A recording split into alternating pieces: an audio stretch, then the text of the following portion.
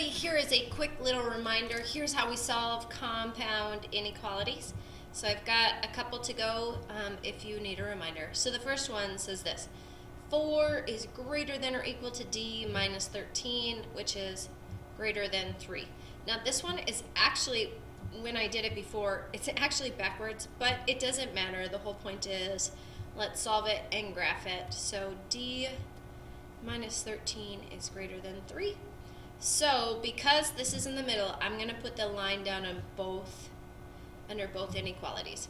If you need to separate it, feel free to separate it, but I'm just going to do it as one. Then I look d minus 13. How do you undo that? We add 13 to both sides, but it's not really both sides, it's to all sides this time.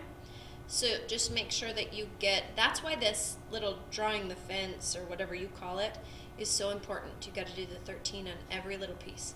So here I get 17, I get D, and I get 16. All right, is there any sign flippage going on here? The answer is nope. I didn't multiply or divide by a negative number, so no need to flip any signs. So now, gosh, the 17's on the left, but it really doesn't matter. I circle the 16, the 17, the D is in between, and I missed something. What did I miss? Yeah, I have to fill in the 17. Now, when you're doing it on IXL, just be careful. It always gives you the full dot first, and then you have to click it again to open up the dot. And I gotta tell you, I got this one wrong because I didn't open up a dot because I wasn't paying attention. So pay attention or you'll get frustrated on the IXL. But hopefully this shouldn't be so bad. Then let's see, let's do one or.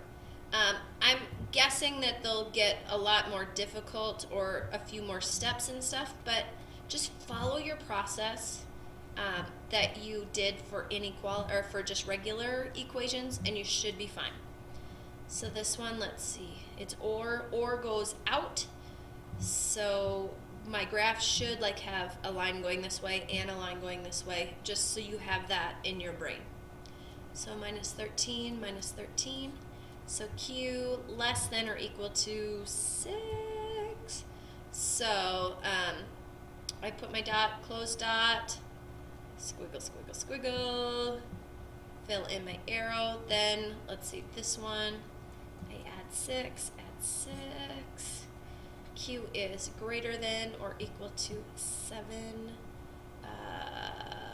Both are greater, yep. Don't want to do the wrong thing on the dots. Fill in my dots, squiggle, squiggle, squiggle. Remember, or goes out and goes in. So some of these will be a little bit more complicated, but that's just a quick reminder of what to do. Be careful when do you flip the signs, because that will probably happen in here somewhere if your Q or your variable is either multiplied or divided by a negative number, then this sign flips. So there you go with that. Should be a quick reminder, and have at your IXLs.